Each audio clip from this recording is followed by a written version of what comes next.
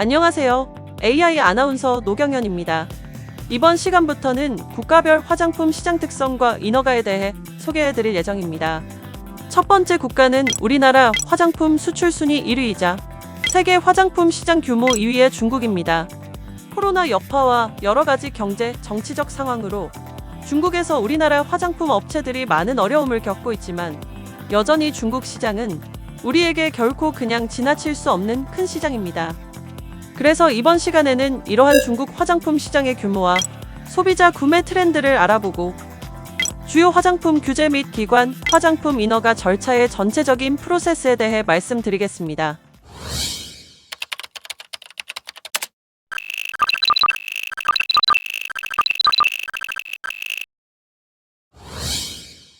먼저 중국 화장품 시장 규모를 알아보겠습니다. 중국 화장품 시장은 2021년 기준 5,726억 위안을 달성하며 미국에 이어 세계 화장품 시장 규모 2위를 기록한 큰 시장입니다. 이 시장 규모는 앞으로도 지속적으로 확대될 것으로 전망되는데 그 요인으로는 중국 내 전자상거래 활성화와 개인의 화장품 소비 증강이 있습니다. 2021년 중국 화장품 소비 총액은 전년 동기 대비 18.4%가 증가한 4,026억 위안입니다.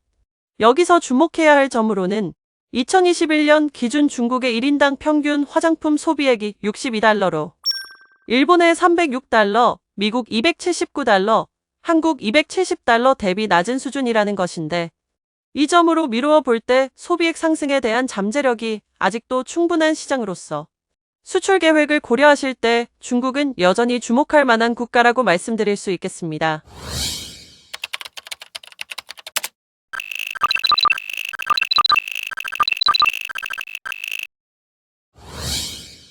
중국에서는 특히 코로나 이후 젊은 세대를 중심으로 SNS와 인플루언서를 이용한 마케팅이 활발히 펼쳐지고 있는데요. 중국 로컬 브랜드들이 틱톡, 더우인 같은 SNS 플랫폼을 이용해 다양한 마케팅을 펼치고 있으며 젊은 세대에 많은 영향력을 행사하고 있는 인플루언서들을 섭외해 제품을 실사용해보거나 쿠폰을 증정하는 식의 다양한 이벤트를 펼쳐 소비자들의 관심과 구매를 유도하고 있습니다.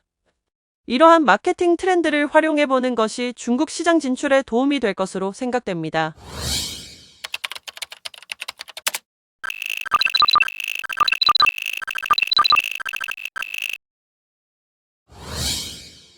먼저 인허가 기관에 대해 알아보겠습니다. 중국 내 화장품은 의약품, 의료기기와 함께 국가의약품관리감독국 NMPA의 관리 감독을 받고 있습니다. 2018년 3월 중국 정부기구의 개편으로 중국 국가식약품감독관리총국 CFDA가 폐지되면서 국가시장감독관리총국 SAMR이 신설되었는데요. 기존 CFDA의 업무를 SAMR과 그 산하 차관급 기관인 NMPA가 나누어 하게 되었습니다. 중국 시장에 관심 있는 분들이라면 NMPA라는 기관명은 많이 들어보셨을 것 같은데요. 주로 법률 및 법규 발표, 정책제도 안내와 온라인 신청 서류 접수 업무를 맡고 있으며 NMPA에서 허가, 등록된 화장품만이 중국에서 정식으로 판매가 가능합니다. NMPA는 여기에 시장 감독 관리 역할도 함께하고 있기 때문에 중국 시장 진출에 관심이 있으시다면 항상 NMPA에서 발표하는 규정과 변화되는 인허가 동향을 수시로 파악하셔야 합니다. 그럼 다음으로 중국 화장품 규정에 대해 알아보겠습니다. 중국은 2021년 1월 1일부터 화장품 감독관리 조례를 시행하고 있습니다. 이는 크게 화장품 등록 및 허가에 대한 규제, 화장품 제조 및 운영관리 감독 방법, 치약에 대한 감독 관리 방법으로 나눌 수 있는데요.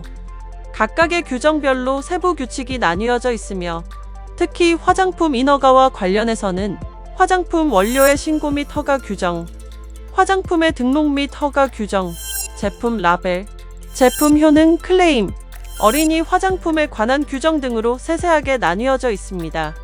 이처럼 중국 시장은 지켜야 할 규정도 많고 심지어 최근 NMPA가 시장 감독 관리를 강화하고 있는 추세이기 때문에 제품 수출 시 규정을 정확하게 파악하고 경험이 풍부한 중국 경내 책임자를 선정해 제품 등록 및 관리를 안전하고 철저하게 해야 한다는 것을 강조드리고 싶습니다.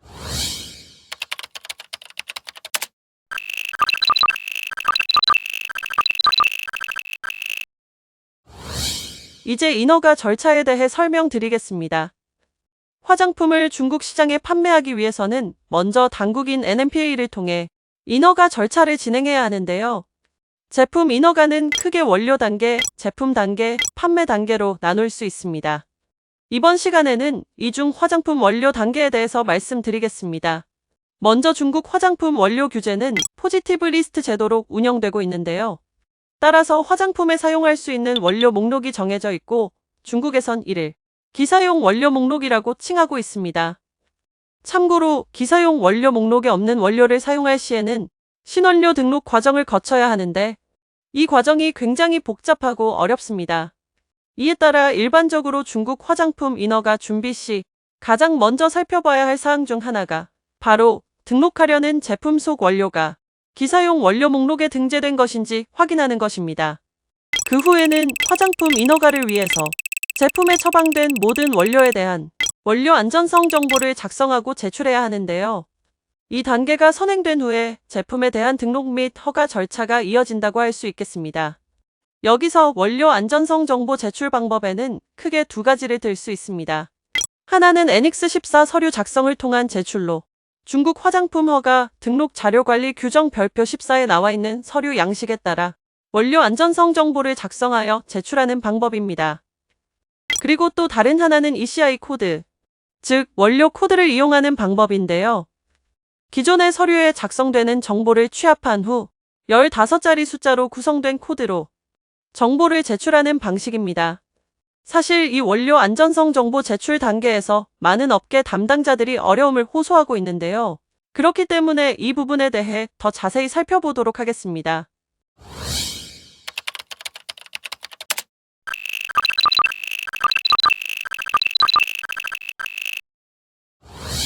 원료 안전성 정보 제출의 근거가 되는 규정은 화장품 허가 등록 자료 관리 규정입니다. 해당 규정의 제29조 2항에 따르면 제품에 사용한 원료의 제조업체 정보를 작성하고 원료 제조업체에서 작성한 원료 안전성 정보 서류를 업로드해야 한다 라고 명시되어 있습니다. 때문에 기존에는 화장품 인허가 시 조성비 등의 정보를 취합하여 이를 애닉스 14 양식에 작성한 다음 제출해야 했는데요. 이 경우 원료 안전성 정보, 제조 공정, COA 등의 정보를 취합하는 과정 혹은 서류를 작성하는 과정 등에서 시간이 지체된다는 단점이 있었습니다. 그런데 여기서 잠깐 이와 같은 규정에 원료 코드를 작성하여 원료 안전성 정보 서류와 연동할 수 있다 라는 문구가 함께 있는데요. 즉 안전성 정보 제출 시 ECI 코드를 이용하면 앞의 서류 준비 과정을 하나의 코드로 가름할 수 있다는 것을 의미합니다. 참고로 ECI 코드를 활용할 경우 배합 비율 등 내부 영업 기밀이 될 만한 내용을 굳이 밝힐 필요가 없으므로 원료 제조사 입장에서도 다소 안심이 되고 중국 당국 또한 업무 효율을 높이는 동시에 추적 관리 측면에서 도움을 많이 받게 되는데요. 때문에 NMPA에서는 ECI 코드를 이용한 안전성 정보 제출과 완제품 인허가 진행을 권장하는 추세입니다. 한편 애닉스 14 작성은 원료 제조사에서 직접 작성할 수도 있고 만약 어렵다면 완제품 제조사에게 작성 권한을 위임할 수도 있습니다. 만약 애닉스 14 서류가 완성되었다면 화장품 인허가 진행 시 이를 당국에 제출해 인허가 절차를 진행할 수 있습니다. ECI 코드 작성은 이와 여러모로 비슷하긴 하지만 조금씩 다른 점이 있습니다. 우선 원료 제조사, 즉 ECI 코드 발급이 가능한 주체의 이름으로 별도의 플랫폼 계정을 생성하여야 합니다. 발급 가능 주체란 실제 원료 제조사, 원료 제조사와 같은 그룹에 속한 계열사 혹은 작성 권한을 위임받은 대행업체 이렇게 셋이 있습니다. 계정 생성이 완료되고 원료 안전성 정보를 알맞게 작성하여 제출하면 ECI 코드가 생성되는데 ECI 코드는 원료 정보 코드 6자리, 기업 정보 코드 5자리, 품질 사양 코드 4자리까지 총 15자리 숫자로 구성되어 있습니다. 코드를 발급받은 후 완제품 인허가 진행 시 해당하는 원료의 ECI 코드를 입력하면 이에 대응되는 원료 안전성 정보가 연동되어 절차를 진행할 수 있습니다. 그럼 앞서 잠시 언급되었던 ECI 코드 발급을 위한 계정 생성 절차에 대해 설명드리겠습니다. 우리나라와 같이 중국 입장에서 경우에 즉 외국 업체에 해당하는 경우 경외 업체용으로 마련된 플랫폼에 먼저 접속하여 계정을 생성해야 합니다. 계정을 생성하기 위해서는 몇 가지 서류가 요구되는데 그중 하나는 기업 주체 증명 서류로 계정을 생성하고자 하는 업체가 소재국에서 정상적인 사업을 하고 있다는 것을 증빙하는 서류입니다. 우리나라에서는 사업자 등록 증명원이 이에 해당합니다. 기업 주체 증명 서류는 제출하기 전 서류에 대한 중국 공증 및 대사관 인증이 요구되는데 때문에 서류를 발급받은 다음 공증과 대사관 인증까지 받아야 최종적으로 제출할 수 있는 형태를 갖추게 됩니다. 두 번째로 필요한 서류는 기업 정보표입니다. 기업 정보표의 경우 중문 또는 영문으로 작성해야 하며 업체명, 주소, 연락처 등의 정보를 기입한 다음 날인까지 완료한 형태여야 합니다.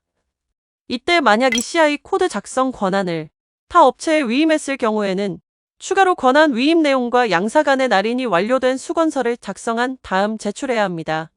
이렇게 계정 생성에 필요한 모든 서류를 준비했다면 먼저 기업 주체 증명 서류 제출과 함께 1차 계정 생성을 진행할 수 있는데요.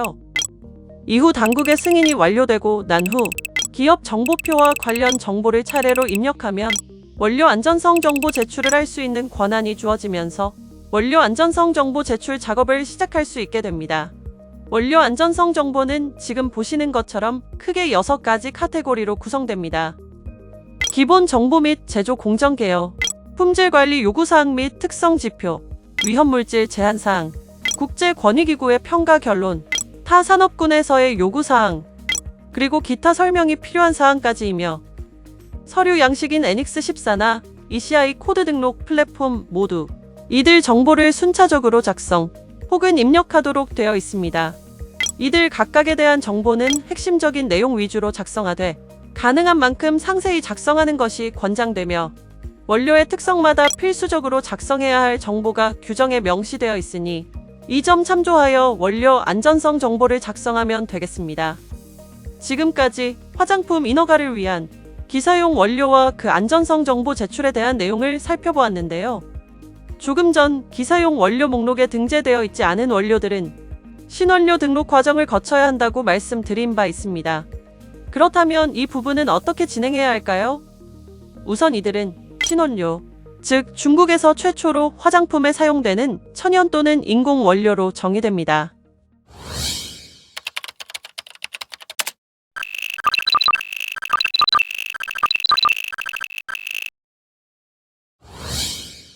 신원료는 화장품에 이용 가능한 기사용 원료 목록에 등재되어 있지 않은 상태의 원료인데요.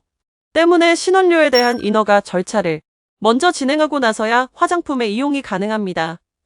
신원료는 그 기능에 따라 3가지 카테고리로 분류되어 관리되는데요. 방부제, 자외선 차단제, 착색제, 연모제, 기미 제거제 및 피부 미백제가 속하는 고위험군, 탈모 방지, 여드름 완화, 주름 개선, 비듬 완화, 제취제가 속하는 중위험군, 그리고 고위험군과 중위험군을 제외한 나머지 원료들인 저위험군으로 분류되어 관리되며 각각에 대해서 요구되는 인허가 절차와 구비 서류가 조금씩 다릅니다. 만약 신원료 인허가가 완료되면 해당 신원료가 사용된 화장품의 인허가가 완료된 날로부터 3년간 안전성에 대한 모니터링 과정을 거치게 되는데요. 이 기간 동안 아무런 문제가 발견되지 않는다면 모니터링 기간 이후 기사용 원료 목록에 등재되며 문제가 발생한다면 신원료의 인허가가 취소되게 됩니다. 신원료 인허가 절차는 요구되는 서류가 많고 시간과 비용이 다소 많이 소요되기 때문에 기사용 원료의 안전성 정보 제출 절차보다 까다로우며 진행 전 원료에 대한 면밀한 연구 및 조사가 필수적입니다. 신원료 인허가에 필요한 구비 서류로는 크게 계정 생성 서류, 연구 개발 보고서, 제조 공정 및 품질 관리, 안전성 평가 자료, 그리고 기타 서류까지 5가지가 있는데요. 특히 연구 개발 보고서와 안전성 평가 자료를 구비하는데 많은 시간이 필요하다고 말씀드릴 수 있습니다. 연구 개발 보고서에서는 원료의 효능에 대한 입증 자료를, 안전성 평가 자료에서는 각각의 원료 특성에 맞는 독성 및 위해성 평가 자료를 갖추는데 시간이 많이 소요됩니다. 그래도 어떻게든 이들 서류를 원료의 특성에 맞게 구비해 제출한다면 당국의 심사 과정을 통해 신원료 인허가가 진행되는데요. 앞서 잠시 언급된 것처럼 신원료 인허가가 완료되었다고 해서 모든 절차가 마무리된 것은 아닙니다. 신원료 인허가 이후에도 이에 대한 모니터링 기간을 3년 동안 실시해야 하기 때문인데요. 정해진 기한이 다가오기 전에 모니터링 관련 보고서를 작성한 다음 당국에 제출해야 합니다. 혹여나 모니터링 기간 도중 중국 내외에서 신원료에 대한 안전성 문제가 불거지는 경우 이에 대한 평가 및 조사를 실시해야 하며 마찬가지로 당국에 보고해야 합니다. 이렇듯 인허가가 복잡하고 까다로운 신원료이지만 많은 업계 관계자들이 도전장을 내밀고 있는데요. 2021년 이후 중국 신원료 인허가 신청 및 완료 사례 건수는 점점 증가하고 있는 추세이며 올해 6월 기준 총 69개의 신원료에 대한 인허가가 완료되었습니다.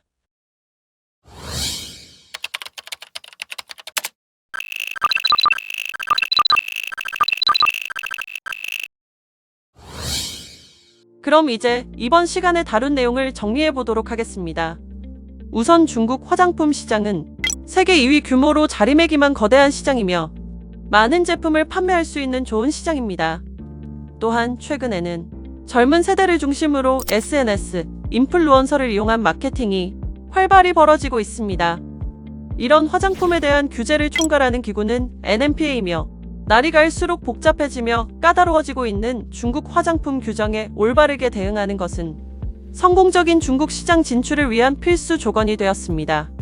중국은 규정상 화장품을 시장에 판매하기 전에 제품에 대한 인허가 절차가 필요한데 이를 위해서는 먼저 원료 단계에 대한 이해가 필요합니다. 정해진 기사용 원료 목록에 등재된 원료만을 사용할 수 있으며 이 기사용 원료를 이용한 제품 인허가를 진행하기 위해서는 원료 안전성 정보를 작성하고 제출해야 합니다. 원료 안전성 정보는 크게 NX14와 ECI 코드 두 가지 방법을 이용하여 제출하고 있으며 원료의 특성에 맞게 올바르고 핵심적인 정보를 작성하는 것이 권장됩니다. 마지막으로 기사용 원료 목록에 등재되지 않은 원료는 신원료로 분류되며 신원료는 이용하기 전 까다로운 인허가 절차가 필요합니다. 그런데 그럼에도 최근 많은 업계에서 신원료 인허가를 진행하고 있는 추세입니다. 이렇게 지금까지 중국의 화장품 시장과 규제 개혁, 그리고 원료 단계에서의 화장품 인허가 절차 프로세스에 대해 설명드렸습니다. 다음 시간에는 본격적인 제품 인허가 절차에 대한 내용과 주의사항 및 몇 가지 팁에 대해 전달해 드리겠습니다. 감사합니다.